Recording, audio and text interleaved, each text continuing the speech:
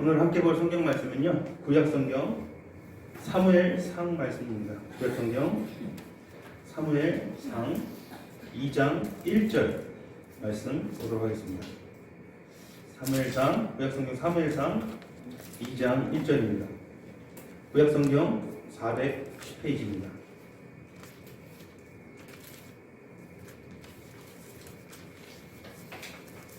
구약성경 410페이지 사무엘상 2장 1절입니다.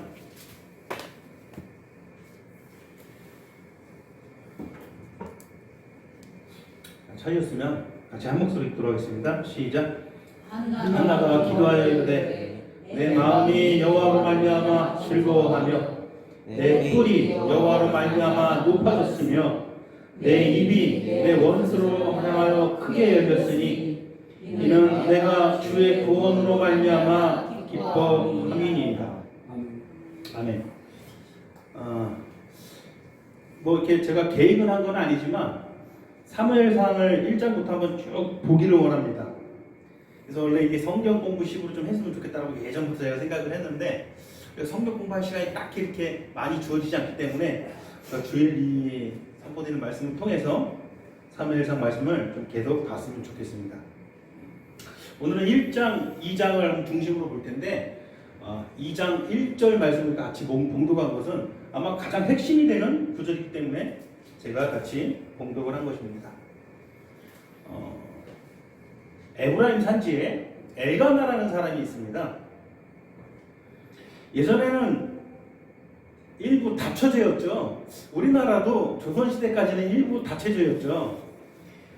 윤리적으로나 도덕적으로나 일부 다처제가 문제가 있는 걸까요? 아니면 당연한 걸까요? 이때 당시 시절에는 능력 있으면 하는 거예요. 그게 뭐 이렇게 흠 잡힐 만한 일이 아니에요. 일부 다처제였고 엘가나라는 사람은 아내가 2명이 있었습니다. 우리가 잘 알듯이 한 명은 한나요, 한 명은 분인나입니다. 엘가나라는 사람이 2 아내가 있었는데 성경에 의하면 누구를 더 사랑했어요? 한나를 더 사랑했어요. 마음이 더 많이 갔나 봐요. 왜 마음이 더 많이 갔을까요? 마음이 합했을 거예요. 예, 부짓을 좀 불쌍하기도 하고 그랬나 봐요. 왜냐면 한나에게는 자식이 없었어요. 분인나에게는 자식이 많았어요. 근데 한나에게는 자식이 없었어요. 이때 당시에 자식이 없다라는 것은 지금 우리의 기준에서 자식 없는 거랑은 달라요. 지금 자식 없다고 해서 저 여인이 도덕적으로나 윤리적으로나 흠될 만한 일이 되는 건가요? 그렇지는 않죠. 자식 없다고 해서 그게 문제가 되지는 않아요. 근데 이때 당시에는 자식이 없는 건 어떤 사람이었어요? 하나님께 복을 받지 못한 여인이에요. 하나님께 저주를 받은 여인이고 좀 더 나아가서는 하나님의 축복을 받지 못한 여인이에요. 그래서 이때 당시에 우리가 구약성경을 읽어보면 원수들을 대적하고 그를 저주할 때 주로 했던 말이 뭐예요? 저의 대가 끊어지게 하여 주시옵소서. 이게 원수를 대적하는 거예요. 대가 끊어진다는 것은 이때 당시에 하나님께 아무것도 받지 못한 사람들이나 겪는 일이에요. 그러니까 하나님께서는 축복을 주실 때 가장 먼저 우선으로 주신 게 뭐예요? 자식이라는 것이죠. 성경을 보면은 복과 관련된 내용을 다 찾아보세요.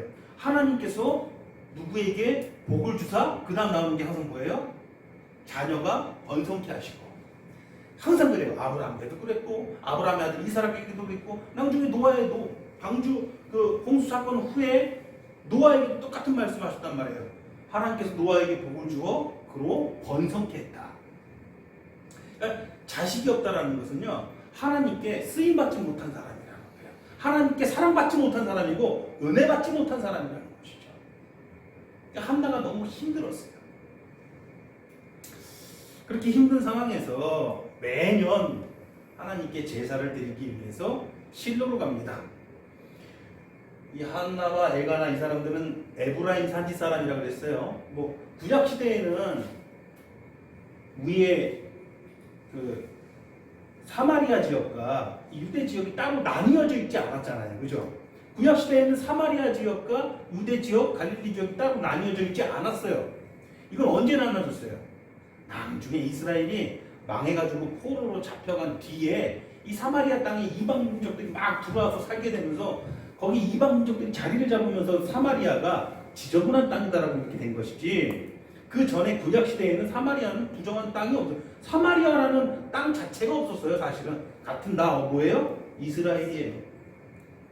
딱 그러니까 신약 성경으로 보면 딱 사마리아 지역이에요. 에브라임 산지가. 구약 성경에 하나님의 성막이 어디 있었어요? 성전을 짓기 전에 성막은 어디 있었어요? 에브라임. 예? 에브라임. 실로라는 곳에 있었죠. 실로. 그 실로가 어디 있어요? 에브라임 땅에 있는 거예요. 그 실로 주변에 살았어요. 그 실로 주변에 살았는데 그 땅에서 매년 실로로 제사를 드리러 나아간단 말입니다. 아마 화목제를 드렸던 것 같아요. 제사를 드리러 나아가는데 갈 때마다 한나가 너무 괴로워요. 그렇지 않아도 자식이 없는 것 때문에 너무 괴로웠어요. 우리가 성경에 이제 한나에 대해서 좀 살펴볼 건데, 한나가 단순히 자식이 없는 것 때문에 괴로운 게 아니라 내가 하나님께 축복받지 못한 여인이라는 소리를 듣는 게 싫었고, 내가 하나님께 사랑받지 못한다라는 그런 느낌을 받는 게 싫었어요. 왜? 한나는 하나님을 어떻게 했기 때문에? 하나님을 사랑했기 때문에. 근데 구약 율법에 의하면 하나님께 은혜 받지 못한 자, 하나님께 사랑받지 못한 자들은 자녀를 못 낳는 거란 말이에요. 나는 하나님을 너무너무 사랑하는데 하나님께서 나를 미워하시는 것을 나는 받아들이기가 힘든 거죠. 그래서 아들을 구했는데, 그것만 해도 너무나도 힘든데 그 마음이 격동케 한 사람이 있어요. 누가 격동케 했죠? 분인나가 그랬어요. 분인나가 뭐라고 격동케 했을까요? 한번 상상을 해보세요. 좀 다시 한번 생각을 해보고요. 자, 이 엘가나가 봤을 때 이 한나가 딱하기도 하고 또 한나를 더 사랑했나 봐요. 모든 제사를 드릴 때 제물은 다 누구에게 드리는 거예요?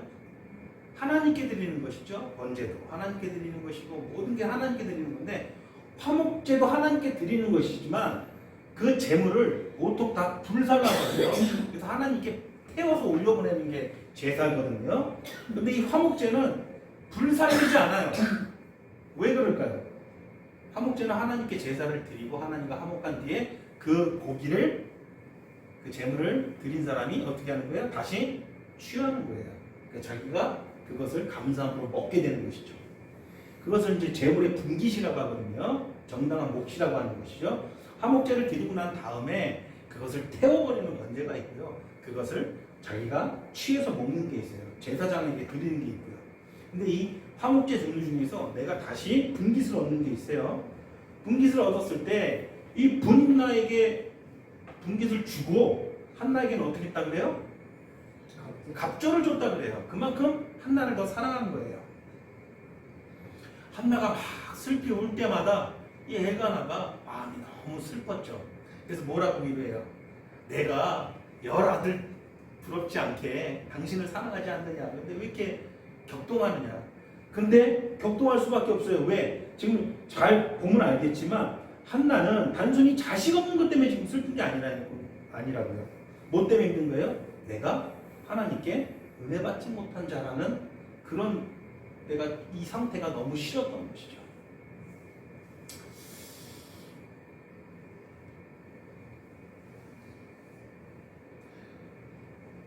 시편 109편 13절에도요.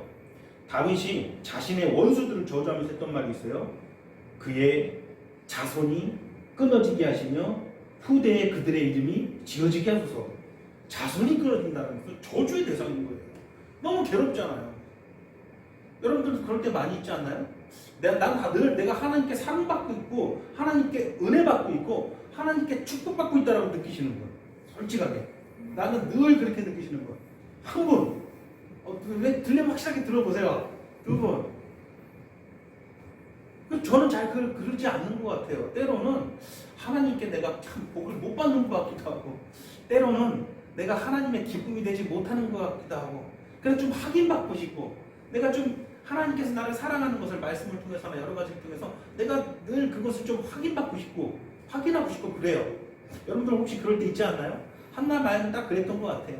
확인하고 싶었던 것이죠. 근데 율법에 의하면 나는 하나님께 은혜 받지 못한 자야. 이거 신약시대가 아니잖아요. 구약시대, 율법시대였단 말이에요. 율법에 의하면 난 하나님께 저주받은 여인이야. 너무 괴롭잖아요. 나는 하나님을 어떻게 하는데? 나는 하나님을 섬기고 하나님께 쓰임받고 싶은데 자식이 없는 여인은 하나님께 쓰임받을 수도 없는 여인이에요. 하나님께 헌신하고 싶고 하나님께 쓰임받고 싶고 하나님을 잘 사랑하고 섬기고 싶은데 하나님께 저주받는 운명이라니까 너무 그 사실을 받아들일 수도 없고 괴로웠던 것이죠. 그래서 아들을 달라고 간청했던 것이죠. 신약으로 넘어가서도 마찬가지예요. 여러분 세례 요한의 아버지가 누구죠? 샤가라예요. 샤가라가 자식이 없었잖아요. 세례 요한 갖기 전까지. 그죠? 누가복음 1장 25절에 자신이 자식이 없다라는 것을 그들은 뭐라고 표현하냐면 그것을 아주 부끄러운 일이다라고 여겼단 말이에요. 그러니까 아주 부끄러운 일이었다라는 거예요. 자식이 없다라는 것은. 하나님 앞에서, 사람 앞에서. 아무것도 할 수 없는 자기 자신이 너무 괴로웠습니다.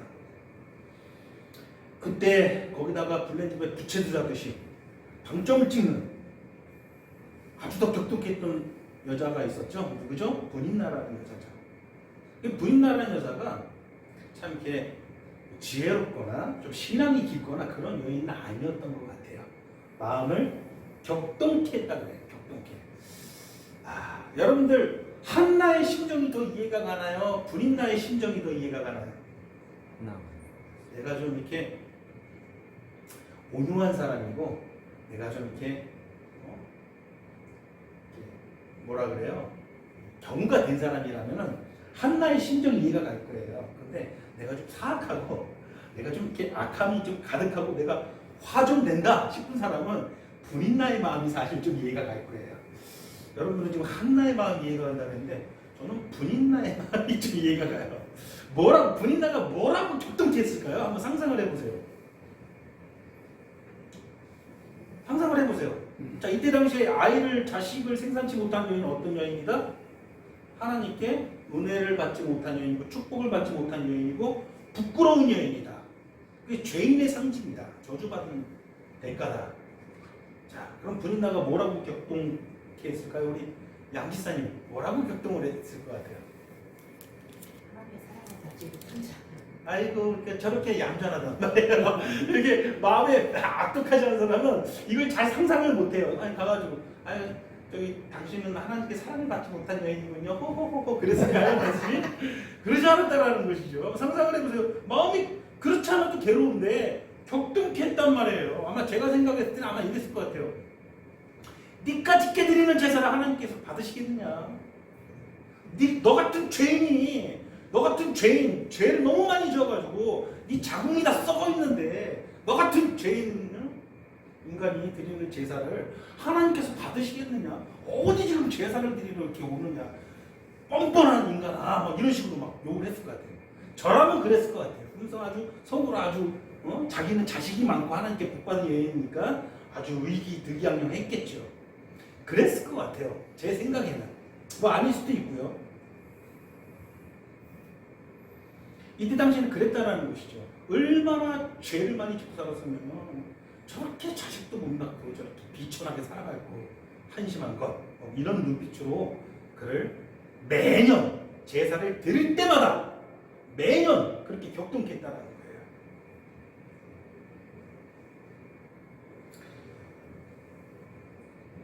제사를 다 드린 후에 가족끼리 분깃을 가지고 먹고 맛있는 이제 시간이 갖게 되죠. 그때 한나가 조용히 일어나서 뭐 하러 갑니까? 기도하러 갑니다. 기도하러 갑니다. 1장 10절에 보면 한나가 마음이 괴로워서 여호와께 기도하고 통곡하며 이렇게. 그럼 한나의 좀 아픈 마음이 좀 느껴지시나요?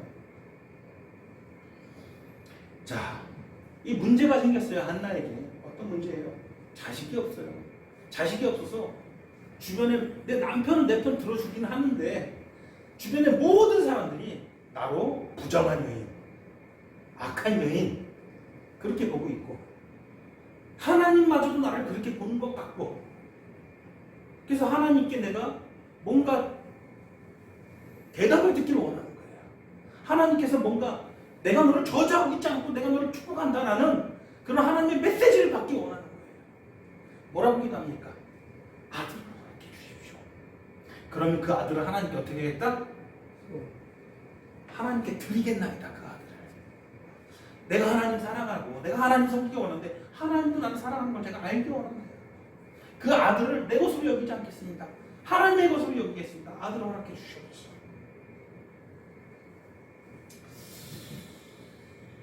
우리 같으면 어떻게 했을까요? 내가 한나라면 어떻게 했을 것 같아요? 내가 한나라면 이 문제 가운데 어떻게 대처했을 것 같아요? 상상을 한번 해보세요. 자, 배경을 한번 상황을 생각해 보세요. 남편은 지금 누구 편이에요? 이때 당시에 남편은 뭐예요? 가정의 머리예요. 남편은 절대적인 권위를 갖고 있어요. 자, 남편은 지금 누구 편이에요? 한나 편이에요. 그럼 여러분이 한나라면 이런 상황에 매년 저 분인나라는 여자가 나를 저주하고 있고 나를 이렇게 격분하게 하고 이런 상황에 여러분들이 한나라면 어떻게 할 것 같아요? 일단 누구 얘기 좀 말 좀 해야겠죠. 우리 괴로운 일 당하면 그 괴로운 걸 누구한테 좀 토해야 되잖아요. 그 사람이 내 편을 들어주는 사람이라면 더욱더 그 사람한테 우리 이야기를 해야 되잖아요.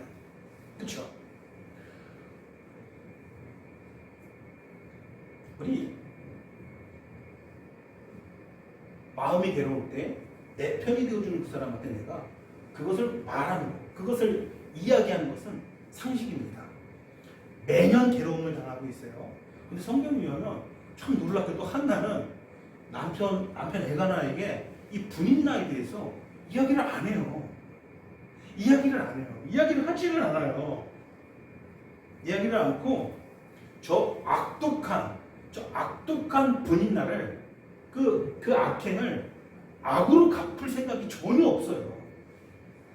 만약에 이 남편에게 이야기를 하고 분인나가 나에게 이렇게 한다 그러면 분인나가 그 남편 엘가나가 어떻게 하겠어요? 엘가나는 누굴 더 사랑한다고요? 한나를 더 사랑해요. 그러면 당장 분인나에 쫓아가서 이게 뭐하는 짓인가 그렇게 막 혼내지 않겠습니까? 근데 그렇게 하지 않았다라는 거예요. 악을 악으로 갚지 아니했다라는 것이죠. 이 원통함을 자기의 악을 갖고서는 자기의 투기를 가지고서는 악으로 갚지 않고 다른 해결책을 찾고 있어요. 다른 해결책이 뭐예요? 하나님께 나아가기로 결정하는 거예요. 하나님께 나아가가지고 자기의 마음을 통하기로 그렇게 결심을 한 거예요. 여러분도 그렇게 하시길 바랍니다. 여러분들이 어떤 일들을 당할 때 여러분 인간적으로 여러분 이걸 해결하기보다 일단 먼저 어떻게 해라? 하나님께 나아가서 여러분들 심정을 통하기로 합니다. 기도의 정의가 바로 이것이 아닙니까? 우리 한나가 기도할 때 제사장이 누구였죠? 엘리였어요. 엘리가 이렇게 한나가 막 간절히 막 입술을 삐죽삐죽하면서 기도를 하니까 이 엘리 제사장이 뚱뚱하다고 그러잖아요. 성경의 표현에 뚱뚱하게 의자 성문 그 성막 거기 문 곁에 의자에 뚱뚱하게 이렇게 앉아있다가 이 여인을 가만히 막 하니까 뭐라 그래요? 술 좀 그만 먹어. 지금 뭐 하는 거야 지금 성막에 하나님 그 궤 앞에서 지금 무슨 이 제사 드리는 곳에서 불경스럽게 술 끊어. 그러니까 이 여자가 저를 그렇게 나쁜 여자로 보지 마소서. 내가 이 마음이 너무 괴로워서 어떻게 표현해? 15절에 여호와 앞에 뭐 한 거라? 내 심정을 토한 것이다. 자, 기도의 정의가 나옵니다. 기도는 무엇입니까?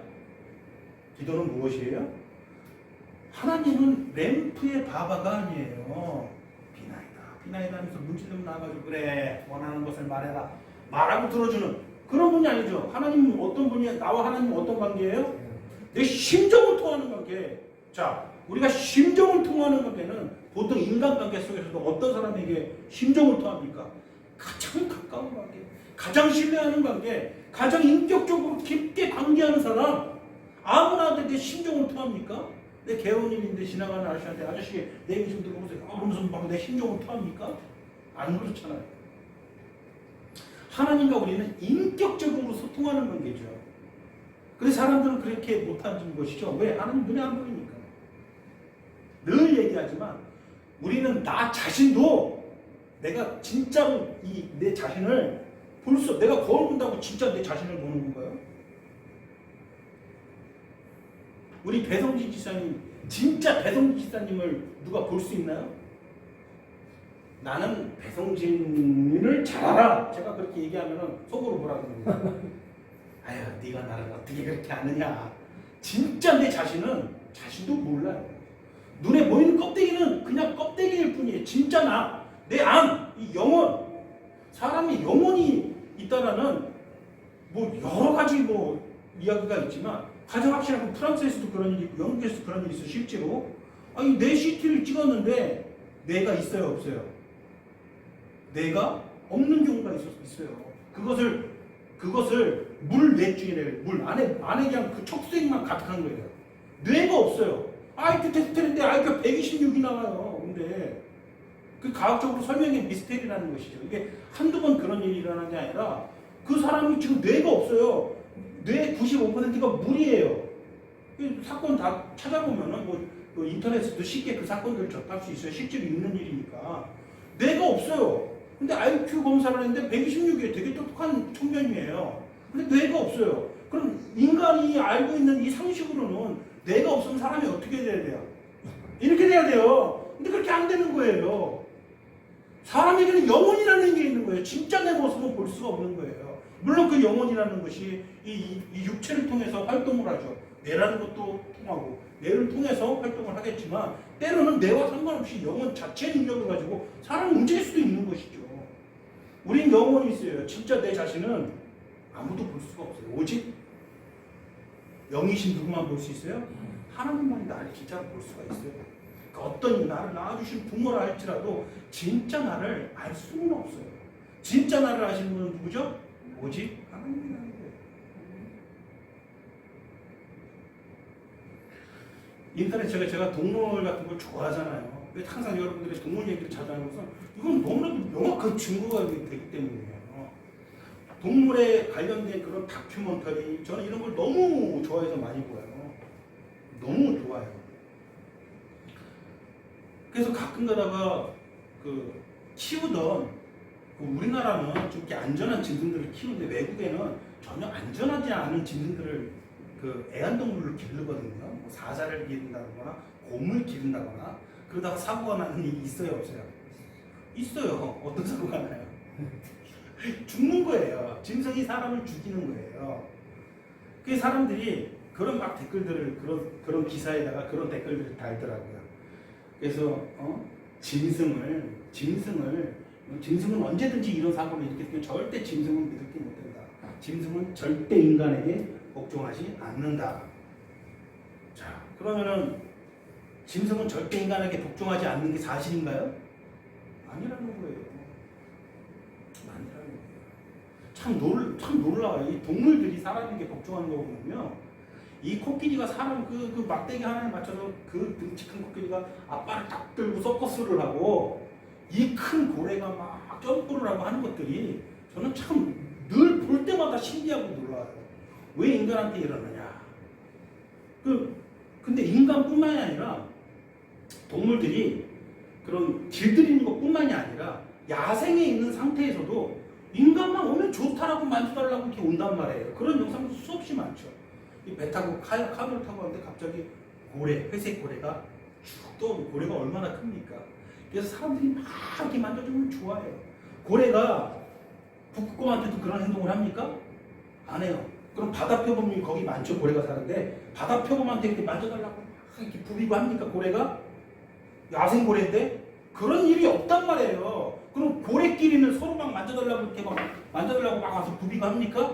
절대 그런 일이 없죠. 근데 왜 꼭 인간한테만 그런 행동을 할까요?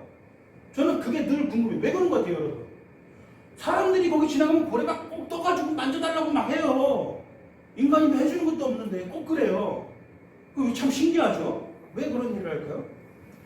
여러분 인터넷에서 그 마못이라는 그 설치류 때 큰 짐승이 있는데 그게 이렇게 해가지고 하면서 소리 지르는 그 짤이 좀 이렇게 유행한 그거 보신 적 있으신 분 인터넷에서 그 마못이라는 게 이렇게 좀 소리 지르는 게 있어요. 그 마못이라는 게 사람만 오면은 그냥 좋아 죽어서 막 사람이 만져주고 막 좋아해요. 영상 참 많거든요. 그것 참 신기하죠. 오직 인간에게만 그렇게 한단 말입니다. 왜 인간한테 길들여질까요, 동물들이?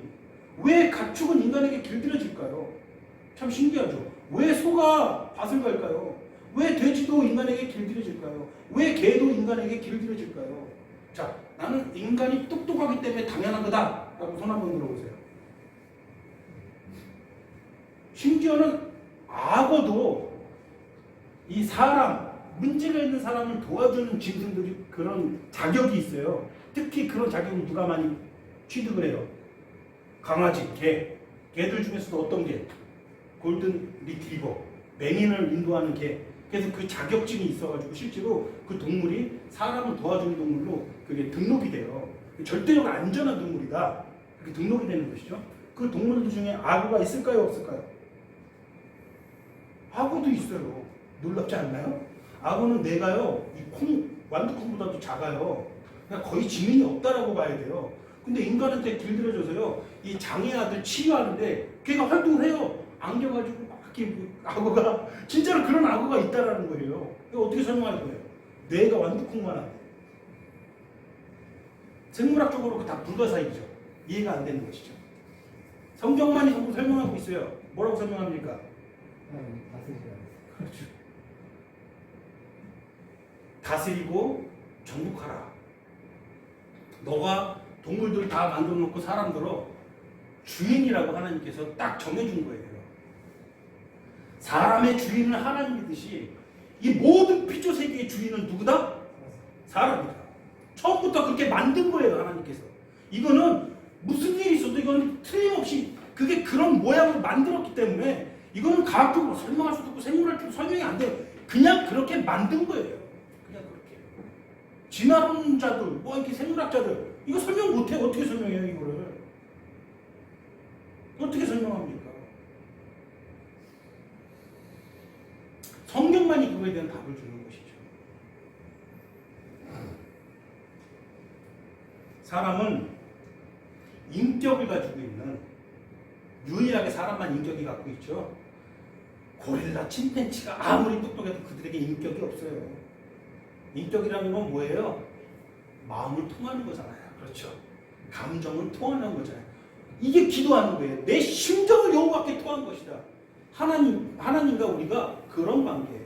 감동은 인격적인 관계예요. 짐승과 사람은요, 인격적인 관계를 가질 수가 없어요. 아무리 똑똑한 짐승이라도. 집에 동물 기르시는 분, 한 분. 동물이 예쁩니까? 그럼 본인이 죽었다고 칩시다.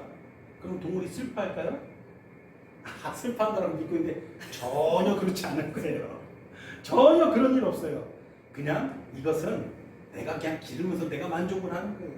절대 인격적으로 소통할 수 없어요, 인간 같은 거. 왜? 동물은 인격적이지 않기 때문이에요. 동물은 동물이에요. 그러나 물론 동물이 사람을 도와줄 때 있어요. 막 옆집 개가 막 나를 공격하면 우리 집 개가 막 이렇게 보호해주고 그런 건 있는데 그건 다 본능의 영역이에요. 본능의 영역. 이 사자들 네가 자기 새끼 공격하면요, 그 공격하려고 하는 대상을 막 물어 죽이죠. 그런데 딱 때가 돼요. 본능적으로 이 새끼가 이제 딱 독립할 때가 되면은 딱 끊어요. 딱 끊고 혹시 그러다가 1년 뒤에 우연히 마주치면 서로 물어 죽여요. 그냥 본능에 의한 것이죠. 그것은 인격적인 소통하는 게 아니에요. 그 성경에 보면은 모든 동물을 하나님께서 만드실 때 각기 종류대로 만들었다. 그렇죠? 자, 모든 들짐승을 만들고 각기 종류대로 만들었다. 모든 식물을 만들고 각기 종류대로 만들고 모든 새들을 만들고 각기 종류대로 만들고 물고기를 만들고 각기 종류대로 만들었고 인간을 만들었고 인간을 각기 종류대로 만들었습니까? 세상의 학자들은 인간이 각기 종류가 있어요. 그래서 유인원이라고 해요. 원숭이, 침팬지, 지금 인간 다 한 통속이라고 보는 거예요. 아니다라는 것이죠. 성경에 의하면 인간만 종류대로 만들려면 인간을 어떻게 만들었다? 하나님의 형상대로 만들었다. 하나님의 형상은 무엇입니까? 인격을 서가 가지고 오신 분이에요. 사람과 사랑하기를 원하고 내가 애정받고 사랑받고 내가 소통하고 있어서 내가 만족을 취하는 인격적인 분. 우리가 왜 인간만 인격적입니까? 하나님을 닮은 존재로 만들어졌기 때문에 우리가 인격적인 것이죠. 우리 민찬이가 우리 교회에 오래간만에 왔는데 민찬 여자친구 있어요? 여자친구가 있는데 더 마음에 드는 여자가 딱 나타났어.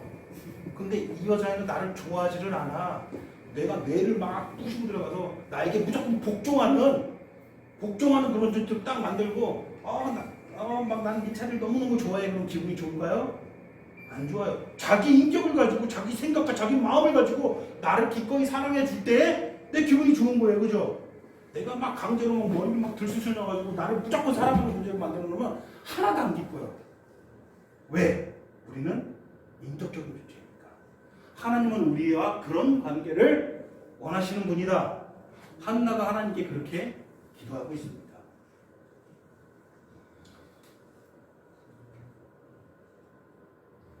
도저히 받아들이기 힘든 상황에서 한나가 지금 어떻게 행동하고 어떻게 대처하고 있는지를 보면서 여러분들이 삶 가운데 도전받기 원합니다. 충분히 인간적인 방법으로 해결할 수 있었어요, 없었어요? 해결할 수 있었어요. 비록 내가 자식이 없지만 저 분인나가 나를 격동케 하는 것만큼은 내가 저렇게 사악하게 나를 공격하는 저것은 내가 도저히 참을 수가 없어. 내가 지금 악해서 그런 게 아니라 너무 부당하잖아요. 자기는 의인인 척하고 나를 죄인인 척하고 내 마음을 격동케 하고 나를 비난하고 조롱하고 그러고 있는데 내가 해결할 수 있잖아요. 왜? 내 남편은 나를 더 사랑하니까. 내 남편에게 말해서 최소한 저렇게 못된 짓 내가 안 볼 수는 있잖아요. 근데 그렇게 대처하지 않는다는 거예요. 즉시로 어떻게 했다는 것이죠? 하나님께 가서 마음을 통했다는 것이죠. 심정을 통했다는 거예요.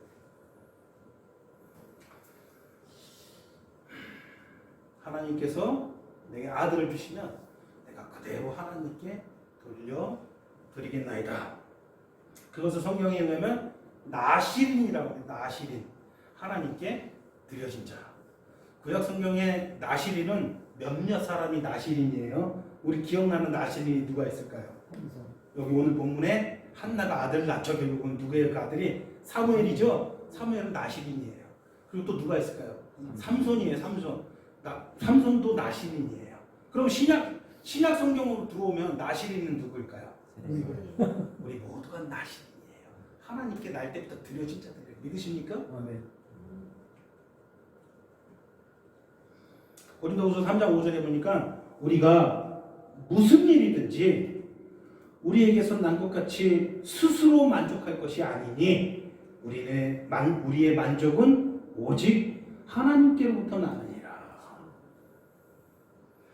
어느 정도 자기가 대처를 해가지고 만족할 수 있었어요.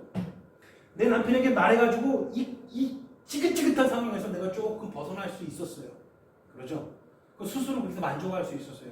그런데 고린도후서 보니까 바울은 뭐라고 합니까? 우리가 무슨 일이든지 우리에게서 난 것 같이 스스로 만족해서는 안 된다는 거예요. 그건 결코 우리를 궁극적인 만족으로 이끌지 못한다는 거예요. 내가 아무리 많이 취하고 아무리 많이 가져도 결국은 나는 허망하게 된다는 거예요. 그럼 우리는 누구 안에서 만족을 취해야 돼요? 오직 우리의 만족은 하나님께부터. 자, 한나는 자기가 뭔가를 해서 만족을 취하려는 행동을 하는 게 아니에요. 자기는 오직 누구에게부터 만족을 얻고 싶은 거예요? 하나님께부터. 하나님께 심정을 더 알아갔단 말이에요. 바로 이 고백입니다. 만약 하나님께서 내게 복을 주셔가지고 아들을 주시면 내가 그 하나님께서 주신 그 아들이라는 선물 그 자체로 만족하지 않겠습니다. 하나님께서 주신다라면 나는 여전히 하나님만으로 만족하겠습니다. 이 고백이 있었던 것이죠. 우리는 어떤 고통으로 부르짖을 때가 있습니다. 한나와 같이 한나가 뭐라고 부르짖었어요? 종의 고통을 돌아보시고 나를 기억하소서 라고 부르짖을 때 그럼 우리도 그럴 때가 많이 있다는 거예요. 그러나 내가 구하는 것이 하나님보다 우선이 되어서는 안 됩니다. 이것이 기독교 신앙의 가장 기본이에요. 내가 구하는 것이 하나님보다 우선이 되어서는 안 돼요. 왜? 내가 구하는 것이 언제나 나한테 옳은 건가요? 언제나 나에게 유익인 건가요? 우리는 잘난 척하고 떠들지만 아주 못났어요. 아주 못났어요. 상상도 할 수 없는 많은 돈을 갖고 있는 저 재벌 총수들, 저 이건희 씨가 죽었죠. 자기가 그렇게 우리 같은 사람들은 상상도 할 수 없는 그런 부를 얻은 그가 우리랑은 다른 방식으로 죽던가요? 저 평생 피로 거렁대고 살던 저 사람과 이 이건희가 다른 방식으로 죽던가요? 죽을 때 그렇게 먹는다. 똑같이요. 살면서 뭘 먹었는지, 먹는 거는 서로 다른 것을 먹을 수가 있고 입는 것은 서로 다른 것을 입었을 수 있는데 이 죽음은 똑같았다는 거예요. 뭐가 남았어요? 도망가죠.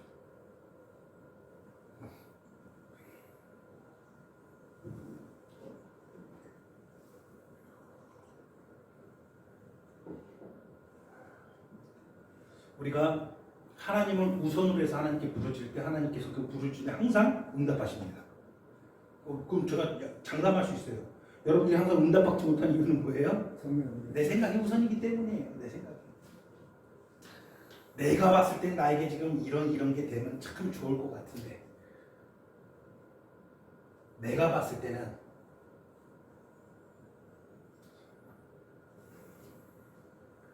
제가 이제 막 군대를 제대하고 나서 그 특차로 저 지하철 공사에서 그 열차 정비하는 일을 하게 됐어요.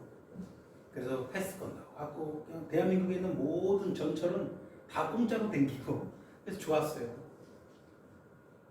그런데 저에게 연극을 하자고 뮤지컬을 하자고 뮤지컬 배우의 삶을 살자고 유혹이 들어왔어요. 그때 당시에 나는 그래서 뮤지컬을 하게 됐죠. 내가 뮤지컬을 하는 것이 나한테 좋다라고 생각했을까요? 좋지 않다고 생각했을까요? 당연히 좋다라고 생각했거든요. 근데 실제로 이제 시간이 지나서 세월을 지나서 보니까 그때 당시에 뮤지컬을 한 게 저한테 좋았던 걸까요? 나빴던 걸까요? 하나도 안 좋았어요. 하나도 안 좋은 거였어요. 근데 그 당시에는 좋다라고 확신을 했다는 것이죠. 근데 이게 하나의 예지만 우리는 평생 그렇게 살아요. 평생.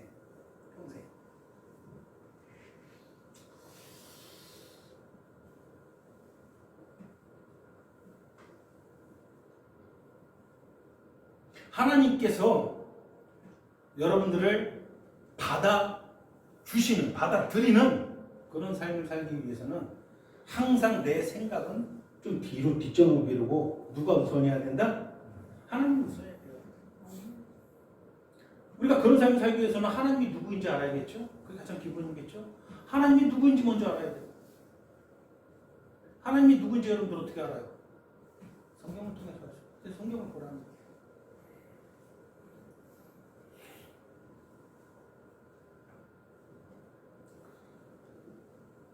하나님께서는 한나를 생각하셨습니다. 한나가 저주받아가지고 아이가 없던 게 아니에요. 하나님께 축복을 받지 못해서 아이가 없던 게 아니에요. 하나님께서는 늘 한나를 사랑하고 계셨고 한나를 늘 생각하고 계셨습니다. 덜 사랑해서 그런 일들이 있었던 것이 아니에요. 하나님께서 한나의 기도를 들으시고 그에게 아들을 주십니다. 그 아들이 누구라고요? 사무엘입니다. 사무엘은요 성경의 역사에 있어서 가장 위대한 사람들 중에 한 명이에요. 이스라엘의 마지막 사사라고도 하고 물론 사무엘의 두 아들이 사사로 다스리긴 했는데 그 두 아들을 마지막 사사라고 우리는 보지 않아요. 사무엘을 마지막 사사. 사무엘의 두 아들이 마지막 사사로 임명돼서 사사로 다스릴 때에 백성들이 사무엘에게 나아오잖아요.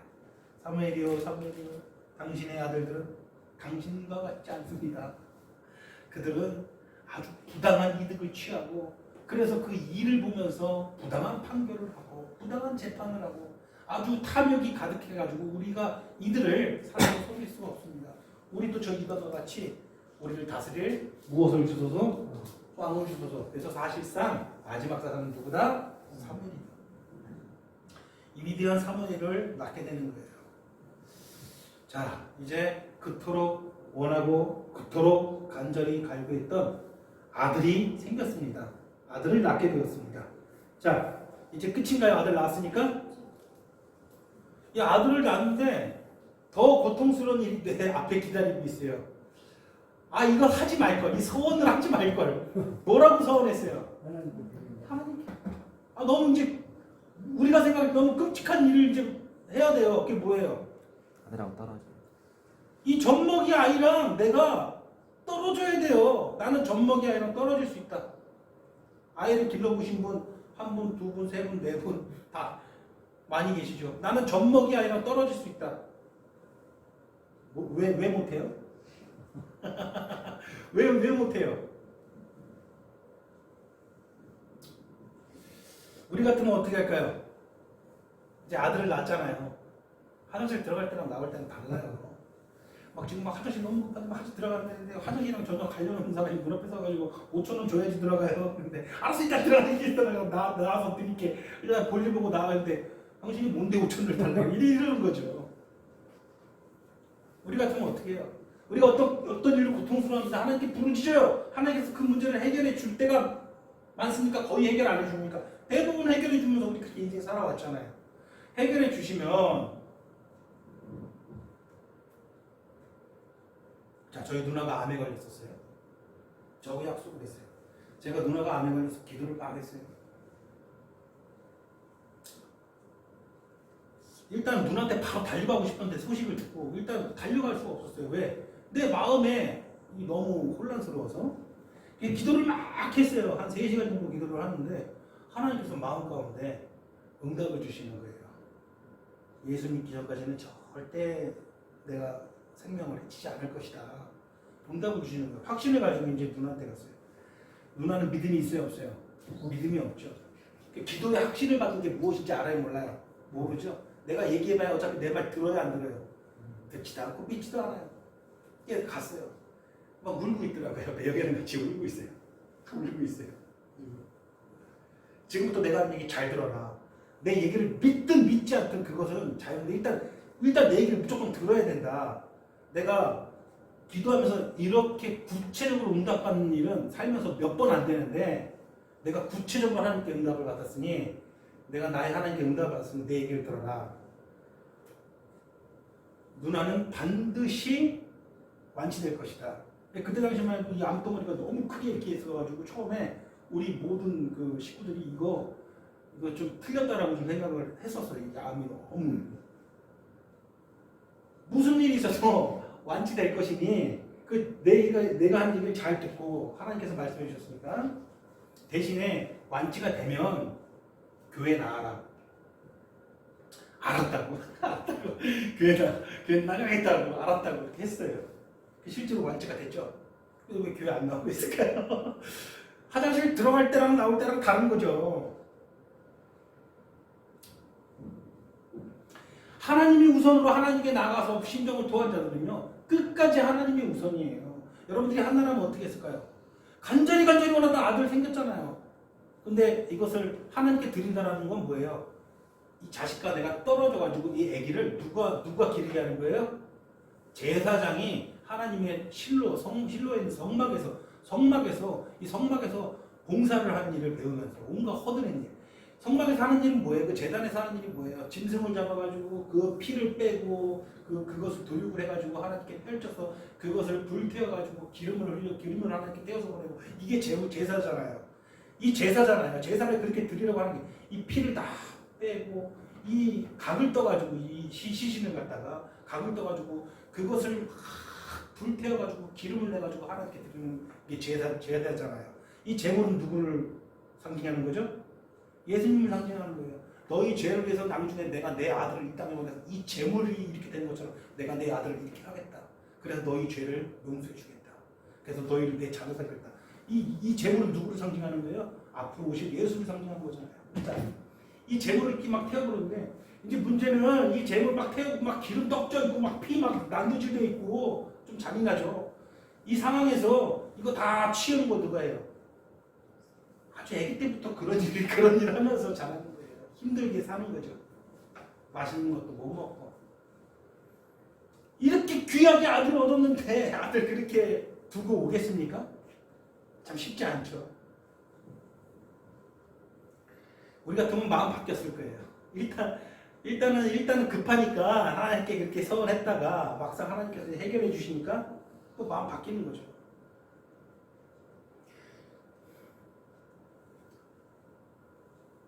제사 드릴 때가 왔습니다.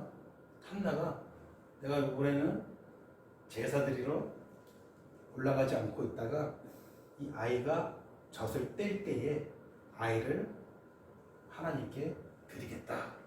젖을 보통 언제 떼요? 생물학적으로 돌 정도라고 보면 되죠. 그냥 아기가 돌 될 때에 내가 여호와께 드리겠다. 그리고 어떻게 합니까?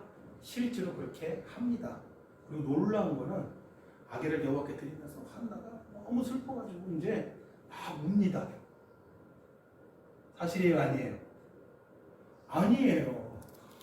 막 여호와께 드리면서 막 그 슬퍼하고 힘들어하고 막 울고 그러는 게 아니라 오늘 읽은 본문 말씀이 너무 기뻐가지고 하나님께 뭐 하는 거예요?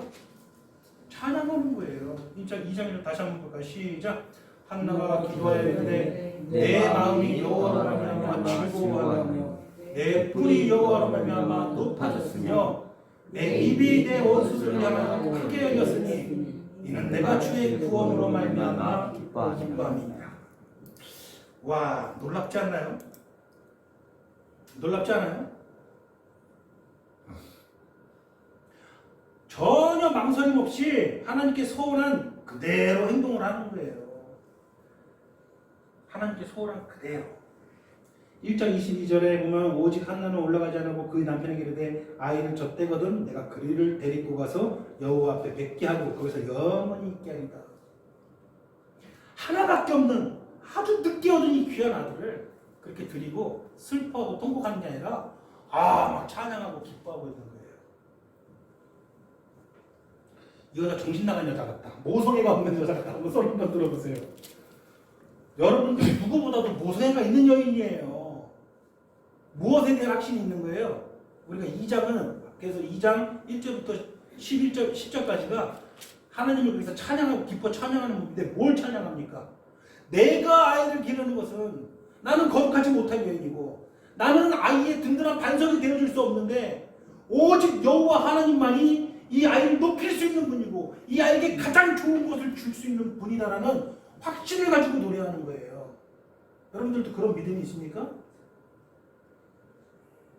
나뿐만이 아니라 내 소중한 이들에게 이들을 하나님께 나심으로 여러분 드리기를 원합니다. 왜? 진짜 내 소중한 자들을 높이실 분은 누구다? 하나님이다. 나는 그렇게 못해요. 이 세상 사람들은 내 자식을 위해서 무엇을 합니까? 열심히 돈을 벌어요. 해외 유학도 보내요. 그래서 좋은 대학을 가게 해요. 그래서 엘리트로 만들어요. 이런저런 경험을 받게 하고 이런저런 교육을 받게 해요. 그래서 성공한 사람이 판사, 검사 되게 하죠. 그게 아이를 높이는 건가요? 그게 뭐가 남는가요? 그래서 뭐가 좋아요? 약간 어깨에 힘 집어넣고 얘가 평생 살겠죠. 그럼 뭐가 궁극적으로 그 아이가 높아져요? 그 유익이 되는 것들이에요? 그 세상의 속임수 아닌가요? 아까도 얘기했죠. 우리가 높아진다는 것은 뭐예요? 우리의 결국이 높아진다는 거잖아요. 우리의 과정이 높아지는 게 무슨 의미가 있어요? 그죠? 결국이 높아져야 돼요. 결국이. 우리의 끝이 좋아야 되는 거예요. 아무리 내가 부귀영화 누리고 살도 끝이 안 좋으면 무슨 소용이 있어요? 그게 성공한 삶이에요? 아니잖아요.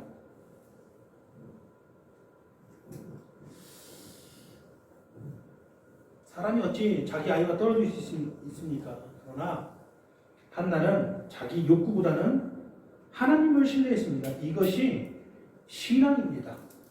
그래서 젖대자마자 바로 하나님께 드립니다. 그리고 나서 하나님을 찬양합니다.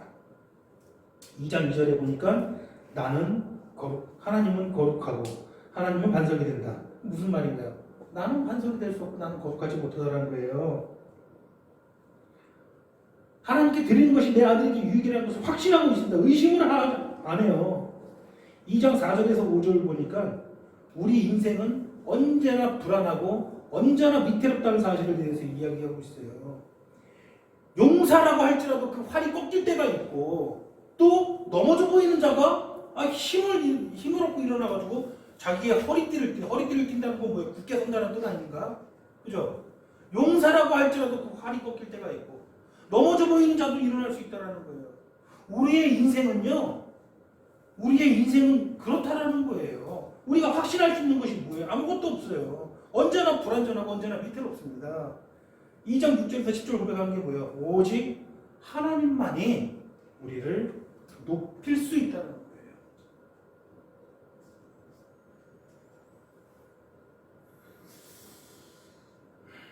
자신의 판단과 자신의 능력과 자신의 힘을 의지해서 살아간다면 우리가 당장 눈에 보이는 몇 가지는 취하고 그것으로 자랑할 수 있는데 2장 10절에 의하면 결국은 어떻게 된다 그런 것들이 산산이 깨어진다. 산산이 깨어진다. 한나가 그걸 고백하고 있는 것이죠. 그리스도인이란 무엇입니까? 내 자신을, 내 가족을, 내 소중한 자들을 하나님께 나실인으로 드리는 자들입니다. 인간의 가치와 능력을 믿고 사는 자들은 결코 그 끝이 산산이 깨어질 것입니다. 하나님만 믿고 사는 자들, 그것이 누구입니까? 그것이 그리스도인입니다.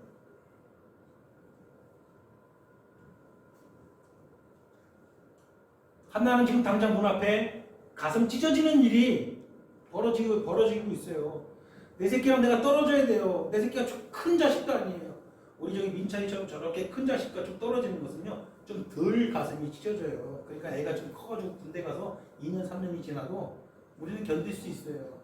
근데 이제 돌된 애기랑 그렇게 벌어지면요, 그 2년, 3년 못 견뎌요. 그 엄마가 미칠걸요, 아마. 당장 문 앞에 보이는 것은 가슴 찢어지는 일이에요. 이 아이를 내 품에서 기르고 싶고 내 방식대로 좋은 것을 해주면서 살고 싶고 그런 마음이 왜 없었겠습니까? 한나에게 왜 없었겠어요? 그러나 한나는 자기 생각보다 누구를 신뢰했다? 하나님을 신뢰했다라는 거예요. 자신의 감정보다는 하나님을 신뢰했다는 거예요. 우리도 마찬가지입니다. 세상에서 기준을 정해놓고 어떤 문턱을 정해놓고 그 문턱은 넘어야겠다. 그것이 성공한 삶이다. 이런 인식이 우리 안에 있어요, 없어요? 있어요. 없을 수가 없어요.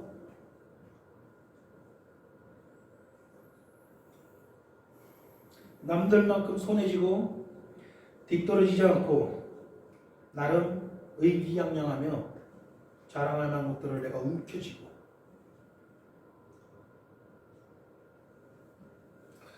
우리 아들 통장에 우리 아들이 성실하게 해가지고 한 3억을 모아놨어요. 그런데 그 같이 일하는 옆에 있는 이 아저씨가 나한테 자랑을 해요. 아유, 우리 아들이 얼마나 열심히 있고 얼마나 성실한지 이제 나이가 40인데 벌써 통장에 2억을 모았어. 그래서 막 자랑을 해요. 아유, 그래요, 아들이 대단하네 하면서 내 아들은 3억을 모았는데 그럼 내 마음속에 어떤 마음이 들겠어요?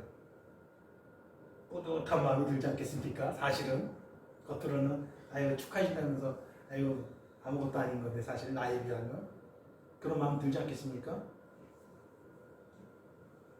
그런데 그런 걸로 만족하는 것들이 사실 다 허망한 뿐이라는 것이죠. 허망함.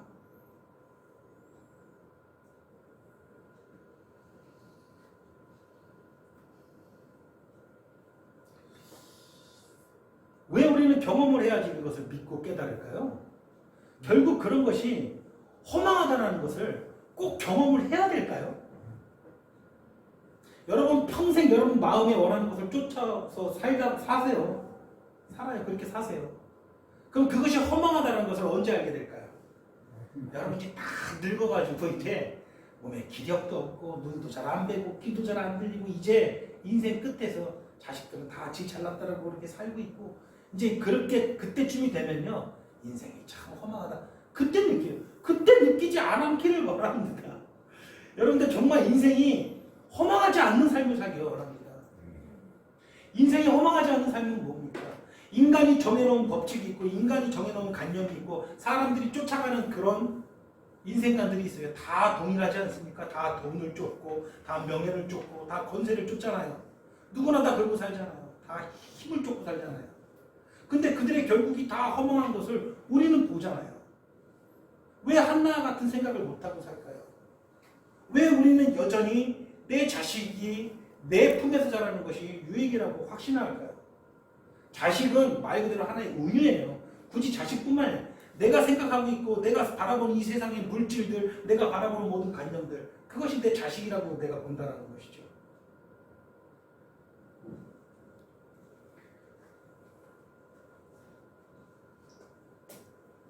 여러분 돈이 필요합니까?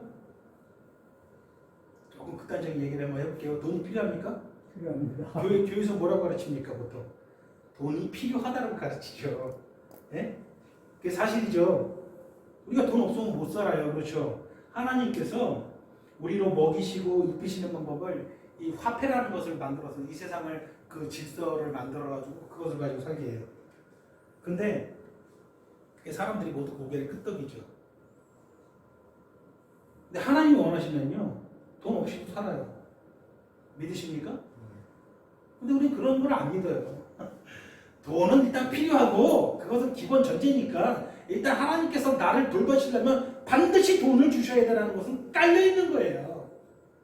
물론 돈이 필요하고 하나님께서 돈이라는 수단을 통해서 우리로 먹이시고 입히시는데 성경이 말하는 것은 뭐예요? 그렇다고 해서 너희가 돈에 빠져서 돈에 집착해서 살면 안 된다는 거예요. 왜? 돈이라는 자체, 물질이라는 자체가 죄된 우리에게는 충성과 섬김을 요구한다는 거예요. 사람들이 돈을 섬긴다는 것이죠. 그래서 돈을 일반하게 뿌리가 된다고 할 수 있는 게 성경이에요. 여러분이 참된 그리스도인이라면 돈이 필요합니까? 라는 질문에 아니요, 돈 필요 없습니다라고 이야기할 수 있어야 돼요. 나에게 필요한 건 오직 무엇이다? 하나님이다. 다시 한번 질문해요. 돈 필요합니까?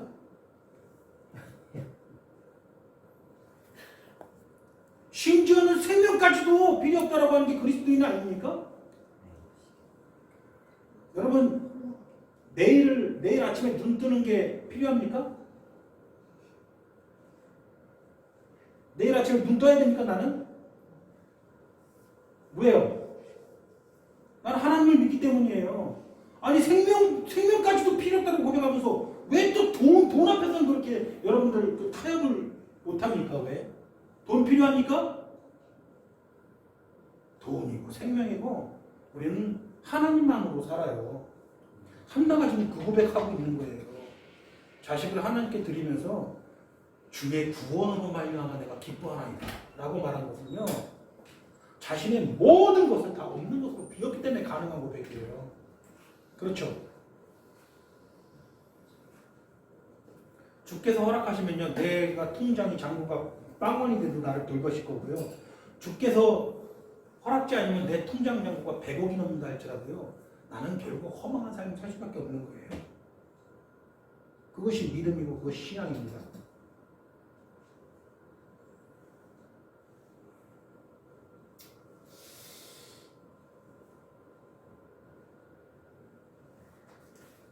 좀 시간이 많이 지났는데 마무리는 좀 해야 되니까 힘들어도 조금만 더 집중하세요. 오늘 오후 예배는 대신에 우리 배성 지사님이 짧게 하실 거예요. 그렇죠?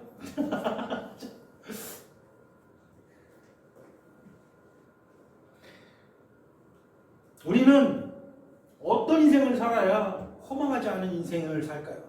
허망하지 않은 인생은 뭐예요? 내가 이 삶의 끝에 다다랐을 때 내가 이것도 이루고 저것도 이뤘으니까 나는 훌륭한 인생 살았다 라고 말하는 게 우리가 허망하지 않은 인생일까요? 오히려 이것도 이루고 저것도 이뤘으면 더 허망한 거예요. 더.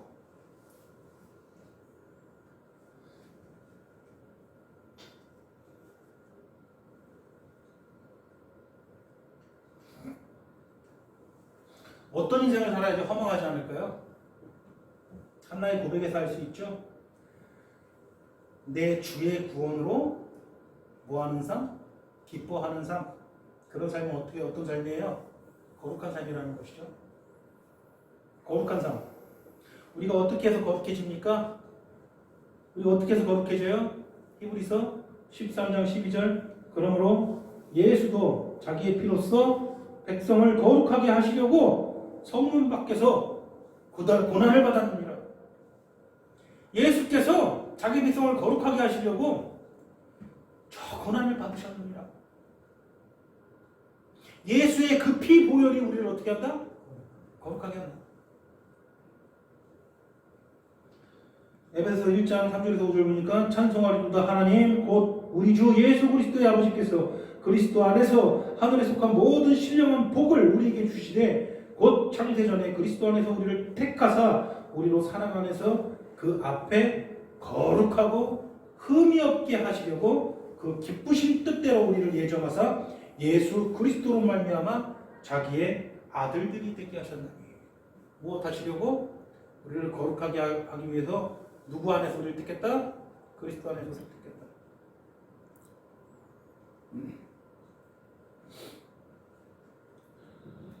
이러한 하나님의 구원하심을 기뻐하시는 삶, 이것이 거룩한 삶입니다. 당장 내 눈에 좋게 보이는 것을 쫓는 것이 아니고 이 거룩한 삶을 우리는 선택해서 그 길을 가는 자들이에요. 그리스도 안에서 살고자 하는 거예요. 제가 어릴 적에 그렇게 연극을 해가지고 뭐 예를 들자면 뭐 가령 제가 배우로 성공을 했죠. 저는 같이 연극을 했던 선배는 어느 정도 성공을 해서 텔레비에도 영화에도 많이 나오잖아요. 그죠? 여러분들도 다 아는 사람이고. 제가 만약에 배우로서 성공을 했다라면 지금보다 더 만족하고 지금보다 더 훌륭한 더 풍성한 삶을 살았을까요? 단언컨대 아닙니다. 단언컨대 아니에요. 단언컨대 아니라는 거예요. 단언컨대.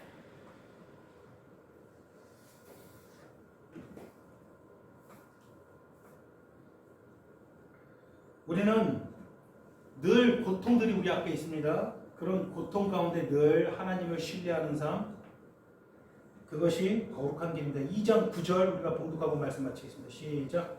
그가 그의 거룩한 자들을 발을 지킬 것이요 악인들을 흑암리에서 전전하게 하시니 힘으로는 이길 사람이 없으리로다. 자, 우리 발을 지키시는데 어떤 자들의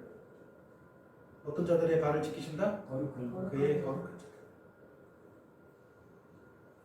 이렇게 확신으로 나아갔을 때 하나님께서는 한나에게 사무엘을 주셨고, 그리고 그 뒤에 한나에게 아들 셋과 딸 둘을 더해주는, 더 풍성하게 더해주는, 그리고 그 아들 사무엘은 이 이스라엘 역사에서 가장 뛰어난 지도자로 평가받는 그런 훌륭한 인생을 살게 된다는 것이죠. 결국은 분인나가 이겼어요? 한나가 이겼어요? 결국 한나가 이긴 것이죠. 기도하시겠습니다. 우리는 고통스러운 일을 만날 때, 그리고 어려운 선택의 기로에 놓여 있을 때 참으로 한나와 같은 선택을 하지를 못합니다. 평생을 믿고 평생을 의지했는데 여전히 눈에 안 보이는 하나님이 마치 안 계신 것처럼 판단하고 행동할 때가 너무 많이 있습니다. 한나는 너무나도 힘든 선택의 길에서 기꺼이 하나님을 의지하고 신뢰하는 길을 택했습니다. 우리 또한 늘 그런 선택의 삶을 살 수 있는 하나님의 백성들 되게 하여 주시옵소서. 우리가 약하여서 우리 힘으로는 아무것도 할 수 없사오나 하나님 우리에게 힘이 되어 주시고 하나님의 성령께서 권능으로 우리와 함께 하여 주셔서 우리가 나뿐만이 아니라 우리 모든 가족들, 나에게 모든 소중한 이들을 온전히 하나님께 나시린으로 드리며 하나님을 찬양하는 삶을 살 수 있도록 인도하여 주시옵소서. 예수님의 이름으로 기도드립니다. 아멘.